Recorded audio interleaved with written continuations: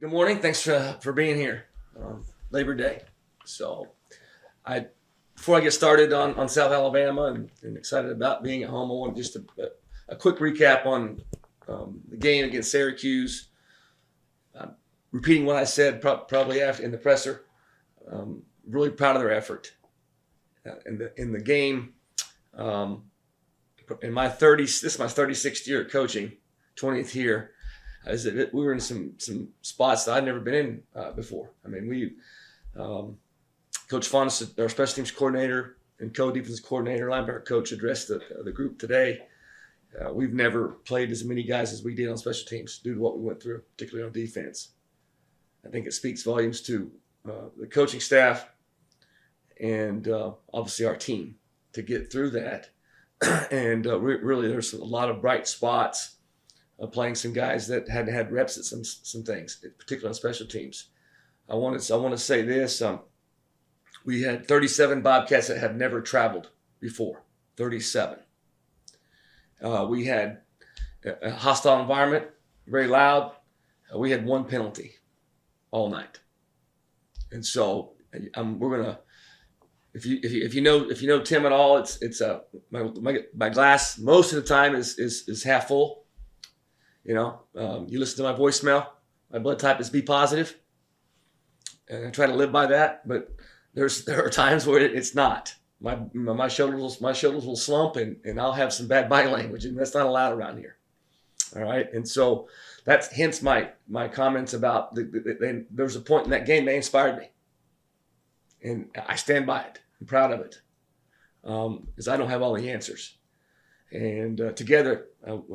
We're going to continue to forge ahead and make improvements. And I want to share those comments to you about the game. But the 24-hour rule has come and it is over. We've had film this morning. It's supposed to waiting this afternoon with our guys. Our day off is on Sunday to get that thing corrected and put away. As long as our guys they're listening, continue to work hard like they have. Listen. All right. Learn it, and then get out in the field and apply it. We're going to do what all coaches are saying right now with the mic in front of them. 36 years, every team in the country, from first game to second game, makes their most improvement. So if we listen, retain, apply, and continue with that work ethic, our team will have that big jump that I'm talking from first to second game. That jump's not going to happen just because we're at home. It's not going to happen because we're playing on the Frank. It's going to happen because of that. And that was my message to our team today. Now, I can't say enough how excited we are to be at home. All right? I mean, Bobcat Nation, the best in our league. All right? And so, but that's not why we're going to play well. We got to prepare. Okay? But we could not be more excited. Peden Stadium, this is my 20th season. All right. I told our team this with Director Cromer 2.5 weeks ago. And then she repeated the message with President Gonzalez when she spoke to the team a week later. Peden Stadium is the best it's ever looked in my time. And I know I said it probably last year. And at the time, it was a fact. And I may have said it 2 years before that in the season opener. And at the time I said it, it was a fact. As I said here today, the stadium this is the best it's ever looked. And I want to thank all the crews, all the time and effort, President Gonzalez, Director Cromer, that all the time they put in to get it how it looks right now. It's really exciting. There are times in my 20 years here that that's not the case. And so as a university, they take a tremendous pride in that. And our game day experience is Director Cromer continues to raise the bar with it. And we're going to be off to a great start with how it looks right now. And I know our fans are going to appreciate that. So we're looking forward to our student section, getting after the opponent like we just went through last week. So with that, I'll stop talking about it, all the excitement in my voice, and open it up for questions. Bobby Keegan with the Post. Obviously, you guys started 0-1 last weekend, but like you said, there's a lot of overwhelmingly positive things to come out of the game. So, what would you kind of describe like the mental state of the team right now going into week 2? They're disappointed. I mean, there's a standard, and we hit our chances. Without recapping the game, play by play, but if we score a couple touchdowns instead of field goals, all right, that new staff and the pressure on the home and who they're playing, the Power 5 versus the MAC school, we score a couple touchdowns, it's going to affect the play calling. We're going to put pressure just with that, and we weren't able to do it. Okay, but the positives are, yes, hey, I mean, they're there. I stated some without repeating them. Okay, but as a football team, the goal is to win the game, and regardless of who we're playing, we didn't get it done, and we're taking steps as a staff to give us our best chance moving forward. Andrew Bowie at WEB. After the game, Johnny Spedick told us about something you told the team. It's Ohio doesn't beat Ohio. Yep. How did you think your team dealt with that mentality in week 1? I appreciate you bringing that, and that's a staple here. Ohio doesn't beat Ohio. My first year taking over in July, and all that. That was the thing that stuck out to us as a staff. Was, hey, there are so many of those close games where we just beat ourselves, and so there are things we can do better. We didn't have a bunch of turnovers. That's a positive. But I think there's some room for improvement.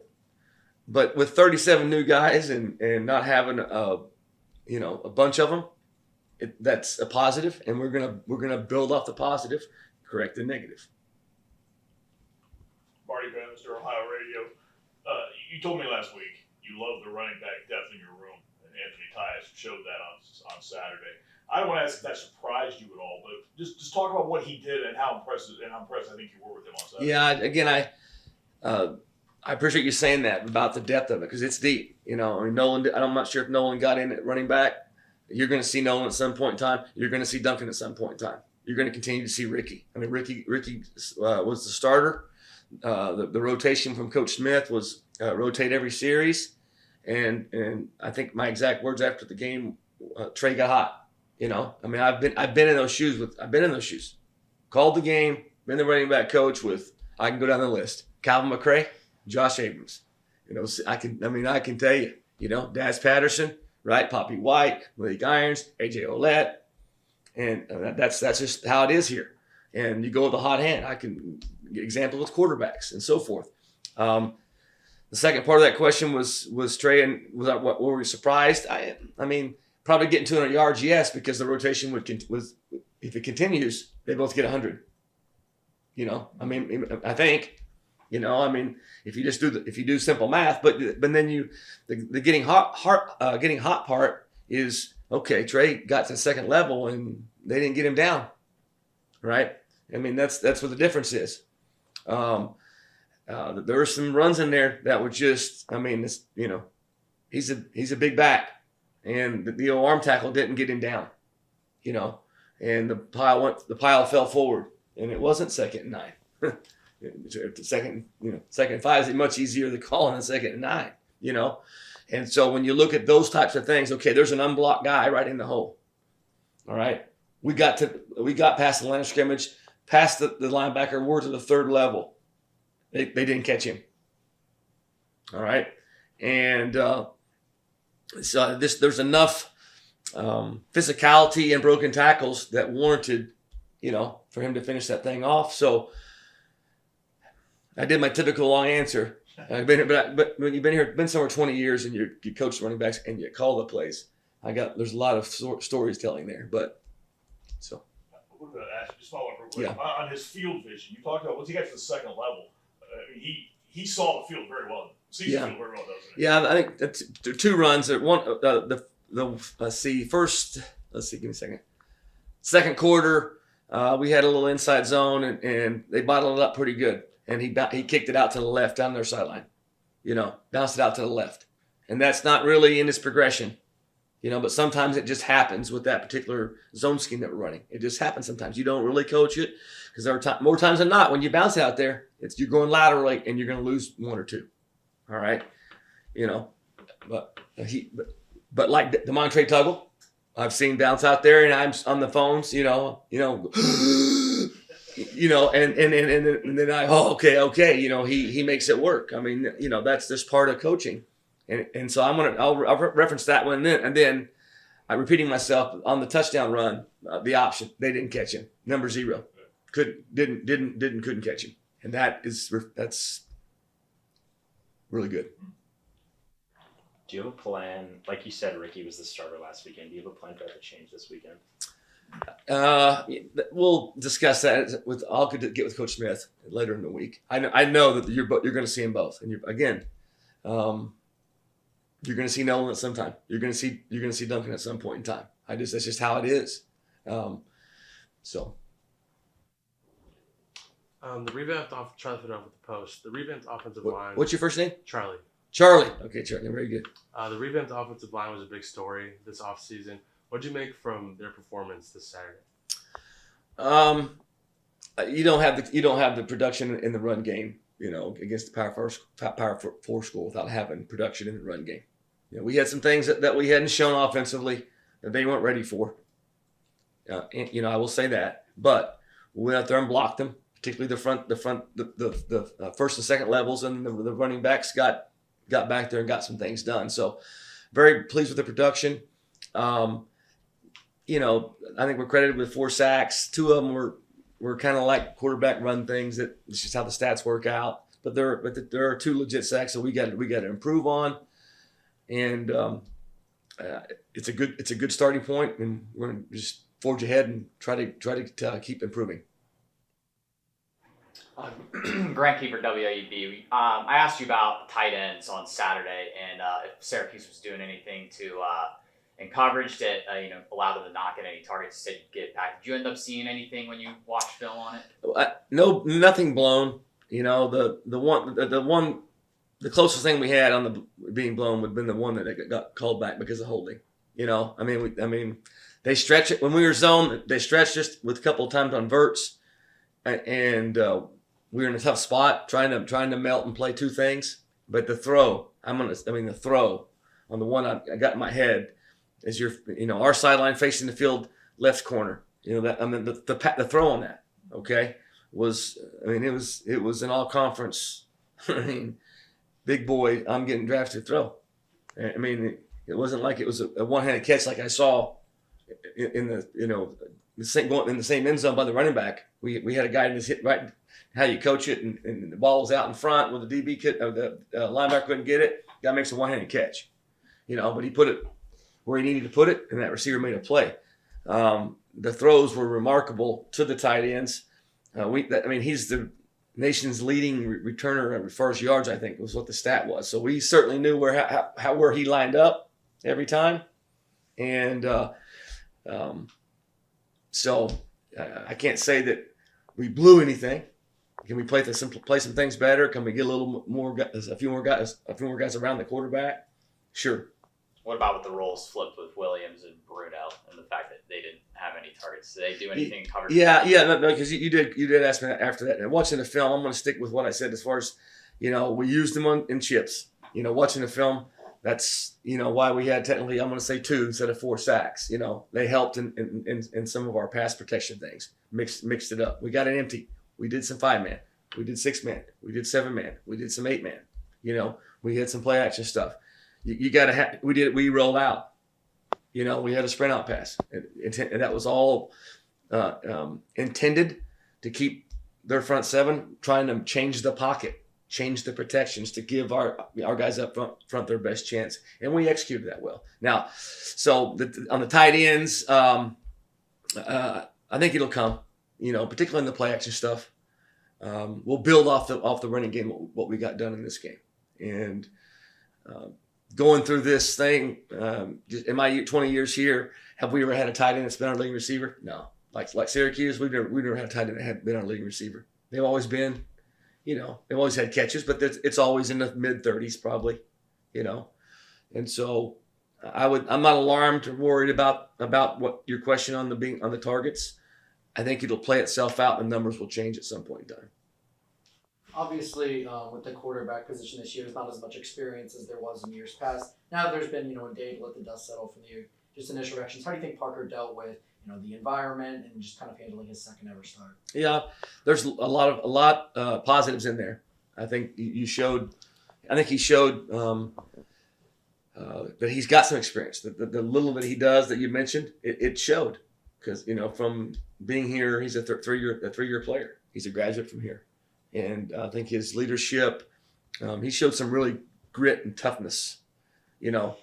Creating with his feet and hanging in there, and making some throws. So not a finished product yet. Neither is anybody else on our football team, but we're excited where it's at. I hope that he continues to take steps, and I'm certain that he is really, really great leader for our team, and everything's going to go through him. That's the quarterback position. And then to follow with Parker, how did the in-headset or in-helmet communication work for the first time? Offensively, no issues. I mean, I think you've seen quarterbacks for 4 days now. They're like this, and I had to do it sometimes. I like the one ear thing instead of two, but you saw some of that. No issues. Defensively, had a couple, and it was really the rotation. Who had the blue dot in their helmet? We got to give a shout out to Will Fife and Kayla Moon for their work frantically on the sideline. When Shea came out, and then and then Reese Kane had to leave because of injury. We were doing some quick switching. A lot of ear pads getting pulled out and things getting and they handled it well. So we had a few hiccups with it on defense, but we are equipped on both sides of the ball to operate without them. We have discussed it at length as a staff. Hey, something's going to happen. We're going to be somewhere at a stadium, and someone's going to pull the plug out or something, and it's going to go down. We have to be ready to operate without them. But that was our experience with it. Coach of South Alabama. I'm glad. Totally Yeah. different challenge. Yeah. A lot of no huddle, line of scrimmage. Yeah. Like the up I'm sorry, I didn't mean to cut No, you no, off. I was like, go ahead. Yeah. It's entirely different challenge. Usually I'll say something in my opening comments and didn't, but I knew that I'd get a question. But yes, I'll just real quick. I mean, their head coach, Major Applewhite, has got an established career coaching, done a fabulous job. Was a great player. He beat us a couple times at Nebraska. I'm not sure if I ever beat him in my time there. He's worked for some of the greatest football coaches of all time. If you look at his bio, an intense competitor when he played, and it's just taken over.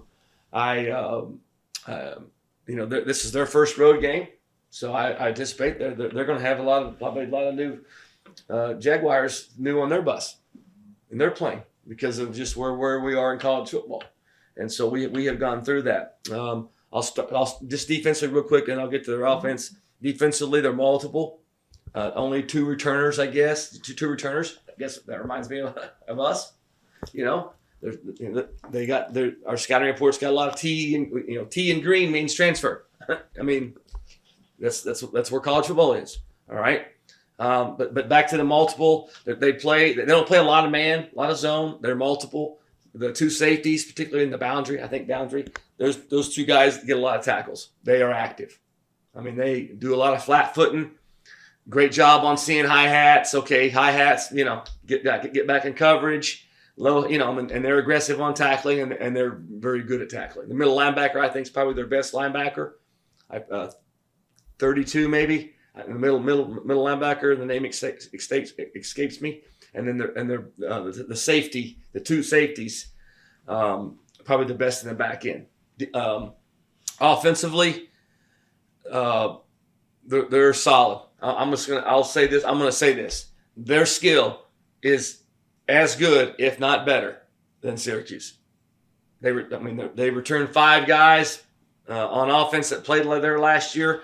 All 3 receivers and their tight end. All right, and we've got a huge challenge. I mean, they're going to be if you're in man coverage and they get the ball down there and they don't overthrow it or throw it out of bounds, they're going to have a good chance of coming down with the football. We're going to be tested on defense. But, I mean, their skill is elite. We won't see it until I don't know if we will see it. I mean, the rest of the year. And I don't know what we have next week. I don't know what the skill is at Kentucky. I haven't seen any film of this year's film on opponents coming up, but their skill is dynamic. Okay, they're tight end. They do a good job. Tempo, Marty. You said tempo. Tons of tempo. Lots of formation strength into the boundary. Lots of shifts. Lots of motions. They're doing it for a reason. To force communication. Guess what? We're at home. We're not gonna be doing this.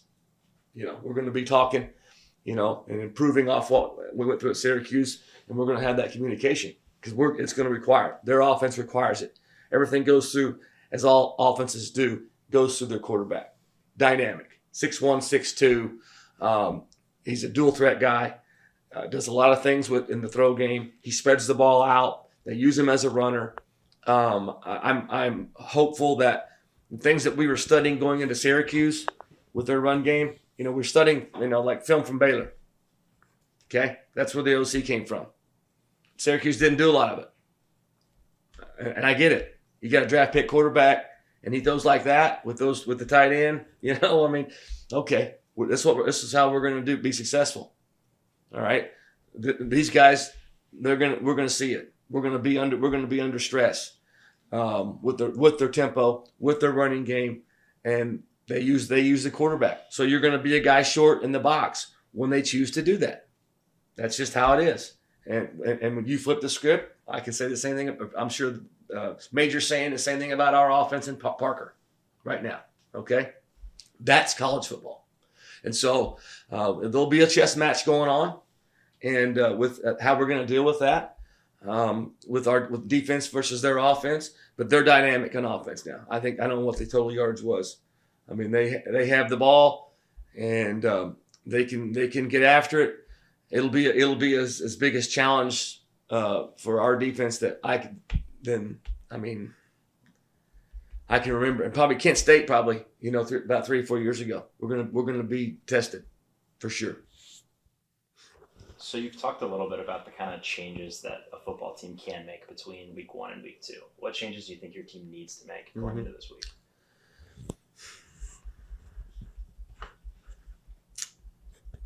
Probably if I pick one thing, I'm going to say sense of urgency. You're like, what, really? I mean, I'm giving that some thought, just a sense of urgency. And just on just some little thing. I mean, I told them this morning, hey, the sense of urgency, kill a fly with an axe. You kill, you turn an axe on its side. What's a fly swatter? You kill, to kill with an axe. It's, it's the attention to detail. All right. Whether it's just getting our cleats in the ground just a little bit quicker, and getting our pad level down just a little bit more, the sense of urgency will fix a couple of those things. I think that's the first game, the second game jump that that was a point of emphasis this morning. So we better see it as a staff.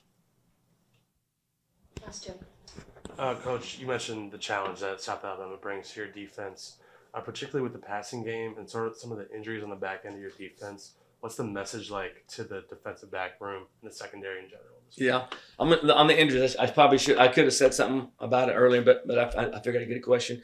The two obvious, Jeremiah Wood and Kendall Bannister. We're waiting MRIs and things like that. It's suspected ACL. You can see him on the sideline with crutches. I mean, it's they're going to be out indefinitely, and we're anticipating probably for the year. I think I said that after practice. Now, we went through a lot. Now on the injury piece of it, we had three soft tissues. We'll see. All right.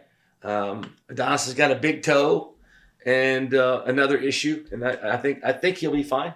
But we'll, time will tell. I'll know more towards the end of the week on it. And there's, the new rule. We send out something, Sarah, right? That where everybody's at. I think what we put out last week was spot on. And, so that the injury questions kind of take care of themselves towards the end of the week or game day. I think is how it's structured. Am I right on that? But I wanted to reference that, and then the bulk of your question was the injuries and how we're going to adjust. Hey, next man up mentality. We're going to have to look at some things. We're going to have to. We've been two platooning all fall camp. I mentioned that at maybe the first presser of fall camp, the first day we started. And two platooning means when we have a team session or 7-on-7, we got two groups going on at once. We have enough space now, our grass field, and that with our indoor, we're able to, we split the staff up, and your 3s and 4s are getting the same reps that your 1s are getting. Some of the calls might be a little bit different, but that's going to be huge for us. We haven't done that since 2016. And so our 1s through 4s are getting our base offense and defense. We're going to rely heavy on that this week because of some injuries, and we're going to be tested. Really, the biggest concern is going to be who are the backups this week? Who's going to be the backups and where are they? Okay, if these two guys are in there, does the call sheet change? Because it's not a starter, and what defenses that will allow him from getting a frozen mind? Because if you have a confused mind, if your mind is confused, all right, it becomes frozen, and a frozen mind does nothing. So probably the biggest challenge is going to be we don't want a confused mind out there. Call what they know so they can continue to play fast and play hard. For the best fans in the country, and that's gonna be my butt chewing messaging to the staff. Hey, we don't want a confused mind. We don't want a frozen mind. If they're free upstairs between the ears, you're all gonna like the product. I didn't get to watch much of the game myself, but North Texas and South Alabama. North Texas scored 52 points. It's a lot. Did they do anything that you saw or you've seen so far that you've kind of looked at your offense and say, hey, we need to do this to exploit South Alabama? I am gonna. This is a true story. It may make headlines. I don't know, but watching the film with the staff, watching North Texas hurt them. Their tempo is faster than probably South Alabama's, and their quarterback is really good, just like South Alabama's. But they had a little boundary concept, play action thing that really got after him. And I was, we're watching the film, and they had a cut up of it, and you watch explosive plays from other teams. We've watched South Alabama's explosive plays both sides of the ball all summer. They've watched ours. Now they're diving into our Syracuse film.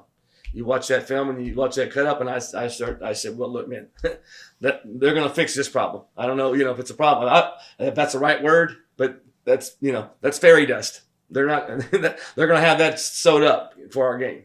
I mean, that's coaching. But you certainly watch things, and if there's things that fit what we do, and without getting us down a different path of what we believe in, you'll make some adjustments.